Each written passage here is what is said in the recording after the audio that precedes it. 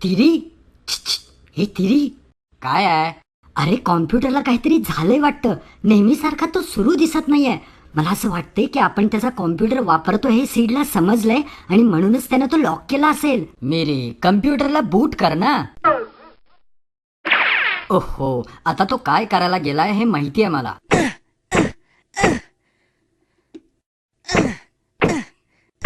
मला वाटलेलंच तू काहीतरी वेडेपणाच करणार, अगदी असाच. मी जेव्हा बुटिंग असं म्हणालो तेव्हा माझ्या म्हणण्याचा अर्थ बुटाने मार असा नव्हता. तू करतोय त्याला लाथ मारणे म्हणतात. हे बघ मेरी, कम्प्युटर स्टार्ट किंवा रिस्टार्ट करणं यालाच बूटिंग म्हणतात. बूटिंगचे दोन प्रकार आहेत, कोल्ड बूट आणि वॉर्म बूट. बंद केलेला कॉम्प्युटर सुरू करण्याला कोल्ड बूट म्हणतात. आता पहिल्यांदा आपण कोल्ड बूट कसं करायचं ते पाहूया.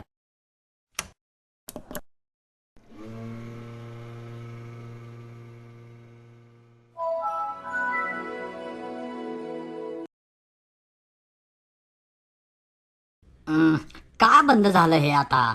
थांब रे, मला माहिती आहे काय करायचं ते. विंडोज लोड व्हायच्या क्रियेमध्ये काही अडथळा आल्यास आपल्याला सीपीयू वरचं पॉवर बटन दाबलं पाहिजे आणि यालाच वॉर्म बूट असं म्हणतात. आता आपण वॉर्म बूट कसं करायचं ते पाहूया.